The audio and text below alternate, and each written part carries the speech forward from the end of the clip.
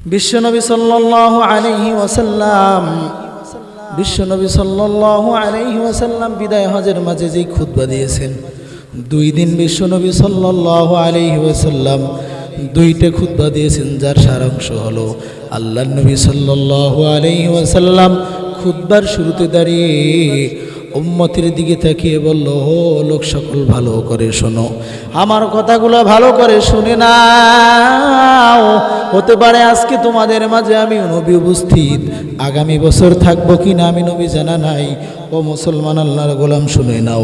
1 নম্বর, আমার আপনার জান মালের পবিত্রতা আমার নবী দিয়ে গেছেন। বিশ্ব নবী সাল্লাল্লাহু আলাইহি ওয়াসাল্লাম প্রথমেই ঘোষণা দিলেন, ইন্না দিমাআকুম ওয়া আমওয়ালাকুম ওয়া আ'রাদাকুম, ও আল্লাহর গোলাম ও আমার উম্মত, ইন্না দিমাআকুম তোমাদের রক্ত, ওয়া আমওয়ালাকুম তোমাদের সম্পদ, ওয়া আ'রাদাকুম তোমাদের সম্মান, এই সবগুলা আলাইকুম হারাম, তোমাদের জন্য সম্মানিত, অপরের জন্য নিষিদ্ধ। কেমন হারাম, কেমন সম্মানিত?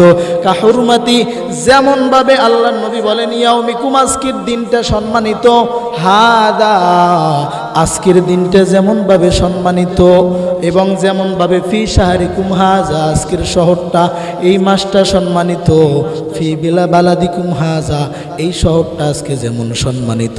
একজন মুসলমানের মাল, একজন মুসলমানের জান, একজন মুসলমানের সম্মান অপর মুসলমানের জন্য এইভাবে সম্মানিত। বিশ্বনবী সাল্লাল্লাহু আলাইহি ওয়াসাল্লাম বিদায় হজের ভাষণের মধ্যে আরেকটা কথা বললেন, ফামান কানাত ইনদাহু আমানা, কোন মুসলমানের কাছে যদি অপর মুসলমানের আমানত থাকে, অবশ্যই আমার নবীর ঘোষণা, আমানতের যেন খেয়ানত না করে, আমানত যেন আদায় করে দেয়। বিশ্বনবী সাল্লাল্লাহু আলাইহি ওয়াসাল্লাম চিরদিনের জন্য সুদকে বন্ধ করে দিলেন। আলা ওয়া ইন্না কুল্লা রিবা মিন রিবাল জাহিলিয়া মাউদুউন, আজকে আমি নবী ঘোষণা দিয়ে দিলাম, আর কেউ কোনোদিন সুদের সাথে জড়াইবা না, সুদকে চিরতরে আমি নবী হারাম করে দিলাম।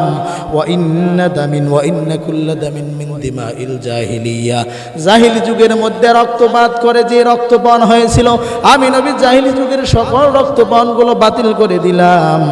নবী সাল্লাল্লাহু আলাইহি ওয়াসাল্লাম এরপর নারীর অধিকার নিয়ে বললেন, ইত্তাকুল্লাহ ফিন নিসা, ও উম্মত, নারীদের সম্মান, নারীদের ক্ষেত্রে আল্লাহকে ভয় করো। ফাইন্নাকুম আখাযতুমুহুন্না বিআমানাতিল্লাহ, আল্লাহর আমানতে তাদের গ্রহণ করছো, সুতরাং সাবধান, নারীদের সাথে অসদাচরণ করিও না। ওয়ালাহুন্না আলাইকুম রিজকুহুন্না ওয়া কিসওয়াতুহুন্না বিল মারুফ, নারীদেরকে তোমার কাছে পায়, নারীদের তোমার কাছে রিজিক, তার আহার দিবা, পোশাক পরিচ্ছদ দেবা, সব কিছু নেই সঙ্গতভাবে। সাবধান, আমি নবী আজ 1500 বছর আগে আমার নবী নারীদের সম্মান নিয়ে কথা বলে গেছেন। বিশ্ব নবী সাল্লাল্লাহু আলাইহি ওয়াসাল্লাম এরপর আরেকটা ঘোষণা দিলেন, আল মুসলিম ওয়া আখুল মুসলিম, এক মুসলমান আরেক মুসলমানের ভাই। হাদিসের মধ্যেও নবী বলেন, আল মুসলিমুনা কাল জাসাদিন ওয়াহিদিন, মুসলমানরা হলো কেমন যেন একটা শরীরের মতো, ইনিস্তাকা আইনুহু ইস্তাকা কুল্লুহু, যখন চোখের মধ্যে ব্যথা পায় শরীরটা সমস্ত শরীরে ব্যথা অনুভব করে। ইনিস্তাকা রাসুহু ইস্তাকা কুল্লুহু, যখন মাথার মধ্যে ব্যথা পায় সমস্ত শরীরের মধ্যে ব্যথা পায়। ও মুসলমান, আল্লাহর গোলাম, ঠিক তদ্রূপ যখন ওই ফিলিস্তিনের মধ্যে বোমাবর্ষণ হয়, বাংলার মুসলমানের অন্তরে রক্তক্ষরণ হয়, বিশ্বনবী এই সম্পর্ক গড়ে দিয়েছিলেন বিদায় হজের ভাষণে। বিশ্বনবী সাল্লাল্লাহু আলাইহি ওয়াসাল্লাম বংশ গৌরবকে চিরতরে নিষিদ্ধ করে গেলেন। নবীজি বলেন, ইয়া আইয়ুহান নাস ইন্না রাব্বাকুম ওয়াহিদুন ওয়া ইন্না আবাকুম ওয়াহিদুন, তোমাদের রব হলো একজন, তোমাদের পিতাও হলো একজন, সুতরাং কোনো ভেদাভেদ নাই। বিশ্বনবী ঘোষণা দিয়ে দেন, লা ফাদলা লি আরাবিন আলা আজামি, আরবি আজমিদের উপরে কোনো শ্রেষ্ঠত্ব নাই। ওয়ালা ফাদলা আজামি আলা আরবি, আরবেরও কোনো শ্রেষ্ঠত্ব নাই আরবদের উপরে।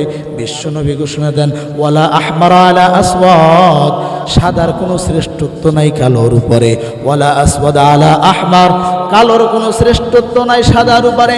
বর্ণবাদকে বিশ্বনবী ওই দিন বিশ্ব থেকে রিমুভ করে দেন। আমরা জানি নেলসন ম্যান্ডেলা তিনি বর্ণবাদী নিয়ে সব থেকে বড় যোদ্ধা, কিন্তু মুসলমান আল্লাহর গোলাম আমার নবী আজ থেকে প্রায় ১৫০০ বছর আগে বর্ণবাদকে রিমুভ করে দেন। মায়ার নবী শেষের দিকে বলেন, তারাকতু ফিকুম আমরাইন, ও মুসলমান দুইটা জিনিস তোমাদের মাঝে রেখে গেলাম। এক নম্বর হলো কিতাব আল্লাহ, আল্লাহর কিতাব। দুই নম্বরে আমি নবীর সুন্নত, আদু বিন নওয়াজিদ, মারির দাঁত দিয়া খামনে ধরবা। এই দুইটা জিনিস মুসলমান আল্লাহর গোলাম বিশ্ব নবী আরো অনেক বিষয়ে জানাইলেন। সর্বশেষ নবী আমার বলেন, ফালিউবাল্লিগু শাহিদুল গায়েব, যারা উপস্থিত আছো অনুপস্থিতদের কাছে এই বার্তাটা আমার পৌঁছে দিও। বিশ্বনবী বিদায় হজরে ভাষণ দিয়ে সাথে সাথে ওই লক্ষাধিক সাহাবায়ে কেরামদের দিকে তাকায় নবী আমার ডাক দেয়া বললেন, ও আমার সাহাবায়ে কেরাম, হাল বাল্লাগতু, ও সাহাবায়ে কেরাম বলো আমি নবী আমার দায়িত্ব পালন করেছে কিনা একটু তোমরা আমায় সাক্ষী দাও। লক্ষাধিক সাহাবায়ে কেরাম একযোগে আওয়াজ দিলেন, ইয়া রাসূলুল্লাহ বাল্লাগতা, ও নবী আমার আপনি আপনার দায়িত্ব পরিপূর্ণ পালন করছেন। নবী আমার হাতটা এইভাবে আঙুলটা নিচের দিকে করে সাহাবায়ে কেরামের দিকে করে, চেহারাটা আকাশের দিকে করে বারবার 3 বার বলল নবী, আল্লাহুম্মা শাহাদ, আল্লাহুম্মা শাহাদ, আল্লাহুম্মা শাহাদ। আয় আল্লাহ আপনি সাক্ষী থাকেন আমি নবী আমার দায়িত্ব পালন করছি। তারা সাক্ষী দিয়েছে। মায়ার নবীর চেহারার মাঝে হাসি ফুটে উঠল। এমন সময় জিবরাইল আলাইহিস সালাম আয়াত নাজিল করে দিলেন, আল-ইয়াউমা আকমালতু লাকুম দীনাকুম ওয়া আতমামতু আলাইকুম নি'মাতি ওয়া রাদিতু লাকুমুল ইসলাম দীনা। আল্লাহ ও নবী আমার, আল্লাহ ঘোষণা দিয়ে দিয়েছেন আজ আমি দিনকে পরিপূর্ণ করে দিলাম, নিয়ামতকে পরিপূর্ণ করে দিলাম, তোমাদের জন্য ইসলামকে আমি মনোনীত করলাম জীবন ব্যবস্থা হিসেবে। এই ঘোষণা আসার পর সাহাবায়ে কেরামের মনের মধ্যে কত খুশি। আহারে যেই দিনের জন্য এত কষ্ট করলাম, 3টা বছর শিহাবে আবি তালেবে বন্দী, নবী আমার বন্দী হয়ে আছেন, সাহাবায়ে কেরামের সাথে বন্দী হয়ে আছে। গাছের লতা পাতা খেয়ে মলগুলো হয়ে গেছিল ঘাসের মতো। যেই দিনের জন্য তায়েফের ময়দানে নবী রক্তাক্ত হলো, যেই দিনের জন্য মক্কা ছেড়ে মদিনায় নবী আমার হিজরত করে, এই দিন আজকে আল্লাহ তাআলা পরিপূর্ণ করে দিলেন। এর চেয়ে খুশির সংবাদ কি আছে? কিন্তু এক কোনায় বসে মায়ের নবীর জলিল কদর সাহাবী আবু বকর রাদিয়াল্লাহু তাআলা আন কান্না করতেছে, হাউমাউ করে। সাহাবায়ে কেরাম বলে, ও ভাই আবু বকর কেন কান্না করো? আপনি কি খুশি নয়? ওই রাত্রিবেলা আপনি তো নবীর হিজরতের সাথী ছিলেন। এরে আবু বকর আপনি কি আজকে খুশি নয়? আজকে দিন পরিপূর্ণ হয়েছে, এই দিনের জন্য আবু বকর আপনি কত কষ্ট করছেন। আবু বকর ডাক দিয়ে বলে, ও সাথী ভাই খুশি হয়েছি আমিও যে আজকে দিন পরিপূর্ণ, কিন্তু তোমরা কি দেখছো যখন গাছের ফলটা পরিপূর্ণ হয়ে যায় ফলটা পড়ে যায়? বুঝো নাই যখন দিনকে পরিপূর্ণ আল্লাহ করে দিছেন আমার নবী মনে হয় আর বেশি দিন দুনিয়ার জমিনে বাঁচবে না। ও মুসলমান আল্লাহর গোলাম, এই দিনকে মানতে হবে, এই দিনের অনুসরণ করতে হবে, ঠিক কিনা?